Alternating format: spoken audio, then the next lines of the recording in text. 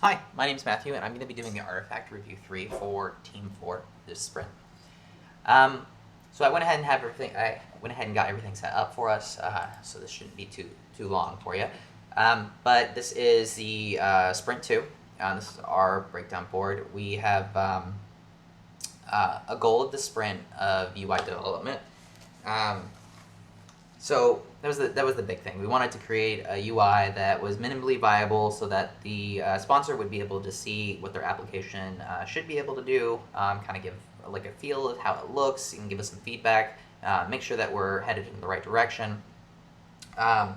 We also wanted to look at creating the structure and the schema for the database, kind of laying the tracks for the next sprint, and then and giving it enough to run, or giving it a structure at least enough to be able to kind of give some mock data to kind of show what we should be looking at going forward for our next development. Okay, we were able to create some documentations this sprint. So, like I said, we were looking at schemas. We wanted to make sure that we nailed that and had all the information in place going forward, so that we understand what we're storing and what we'll have in our database. And we wanted ways to group that data together. So obviously we have the need to define what a session and an incident was, in order to understand how we're grouping that data and how we're displaying that to the user of this device. So we've got a few documents in there, and then and then keeping APIs safe. We're using APIs, and understanding like the proper way to handle, and just kind of some safety things in there.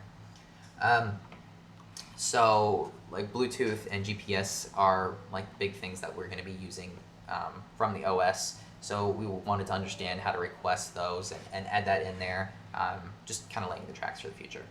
The big thing though is updating the screens to this minimal viable product. I went ahead and took the liberty of going ahead and setting it up. This is the application. So when you load in, this is our main screen, our home screen. Just kind of looking at this at a glance, we wanted to create like the upper section of the screen to kind of give information about the device that's connected. And then the lower part of the screen is kind of give the user an easy hub to kind of navigate the information that was being collected and stored, and then in kind of like a user-friendly, intuitive way.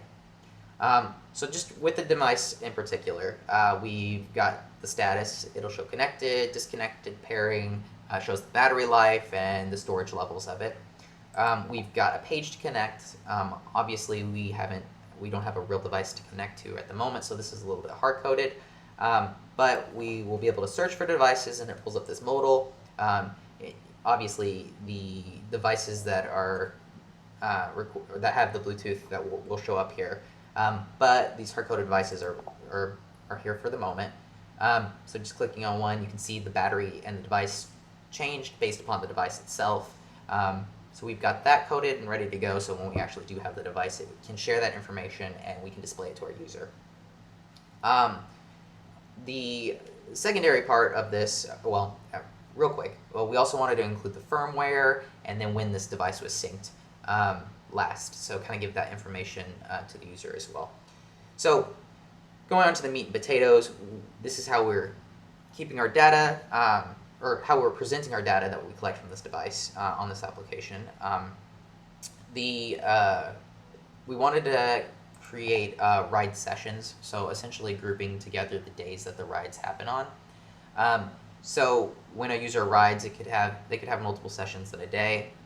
For this example, there's only one session at the moment, but they could have different sessions, and they all will be grouped into days.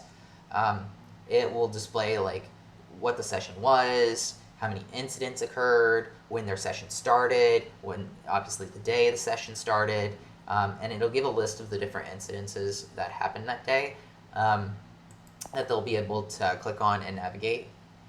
So it shows the different ones. And we wanted to keep this data so that the user can easily like access the instances that happened.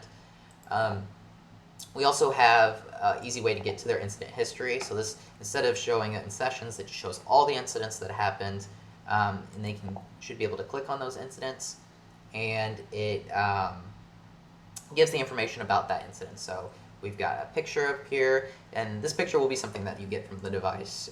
This is just an example at the moment. We've got the incident number, session ID, the time it was found, where this happened, the license plate, because this device will take pictures of the license plate, and the best image. We also have the ability to choose the best image. So say it collected all of these images, you can click whichever one you like. Right now it only logs it in our terminal here, but we should be able to change the image when we have the actual database collected, and be able to select that as the best image. And then we've also have our settings. So we've got a settings page. So when we have our database connected and we know the settings, the user settings and preferences, we'll be able to add those here and add the logic in to adjust that app-wide. We also added a mock incident data that adds that we'll use for testing going forward. Again, just setting the rails for our next sprint. But I hope you like what you've seen so far. I hope we're on the right direction, and it's our application and our artifact review.